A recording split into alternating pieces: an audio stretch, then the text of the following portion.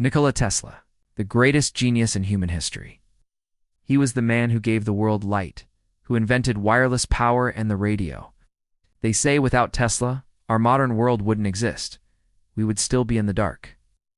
But did you know that when Tesla died, he was all alone in a cheap New York hotel room? He was completely broke, drowning in debt. How could the smartest man on earth end up like this? Why couldn't he make money with his brilliance? On the other hand, there was Thomas Edison. His own teachers kicked him out of school, calling him too stupid to learn. He definitely wasn't as gifted as Tesla, and he was terrible at math. But when Edison died, he was a multi-millionaire. So, what's the difference? Why did one succeed financially while the other failed? Is it possible that having a high IQ is actually the reason you might be poor? The surprising answer is yes. And this phenomenon is called the intelligence trap. Since we were kids, we've been told the same story. Study hard, get smart, and you'll become rich. We're led to believe that if we're smart, money will just magically find its way to us. But the reality is often the complete opposite. For a smart person, their biggest enemy is their own brain. In psychology, there's a term for this: analysis paralysis. Here's how it works. When a person with a high IQ comes up with a brilliant business idea, they don't jump into action. Instead, they simulate. They spend all their time imagining every single possible mistake before they even start. What if this plan fails? What if people laugh at me? What if the market suddenly crashes? They think so much, they analyze so deeply, that they talk themselves out of it and give up before taking a single step. Meanwhile, someone with an average IQ doesn't look that far ahead. They get an idea and they just jump.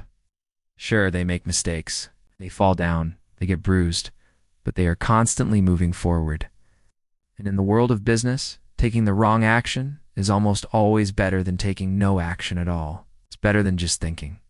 Warren Buffett once said, "If you have an IQ of 160, give away 30 points to someone else. You don't need them." Why would he say that? Because extremely high intelligence often makes you risk-averse. It makes you afraid.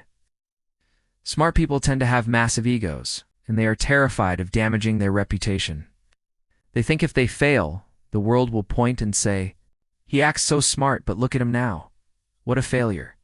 This intense fear of judgment forces you to choose the safe path in life. Get a stable job, play it safe, and never, ever take a risk. And that is the exact trap where the genius Nikola Tesla got stuck, and it might be the same trap where you are stuck right now. So what's the solution? Do we need to throw our brains away? Of course not. The solution is something I call selective stupidity. In life, especially in business, it's sometimes necessary to be a little bit stupid. When a great idea comes to your mind, you have to learn to silence your internal critic. Stop overthinking about the how. Just start. Remember this: rich people aren't always the smartest people in the room. They are the boldest. They aren't afraid of failing or being embarrassed. Think about it. Edison was willing to fail 1,000 times before he finally invented a working light bulb. If he was smart and cautious like Tesla, he probably would have quit after the first 10 failures, thinking it was impossible. So the next time a business idea pops into your head, don't immediately start analyzing it to death. Don't trap it in an Excel spreadsheet with endless projections. Just take the first simple step. Make that phone call. Build that basic website. Talk to one potential customer. Because ultimately, the world doesn't belong to the thinkers. It belongs to the doers. If you want to learn more about how to escape this trap and turn your ideas into reality, make sure you subscribe. Thanks for watching, and I'll see you in the next video.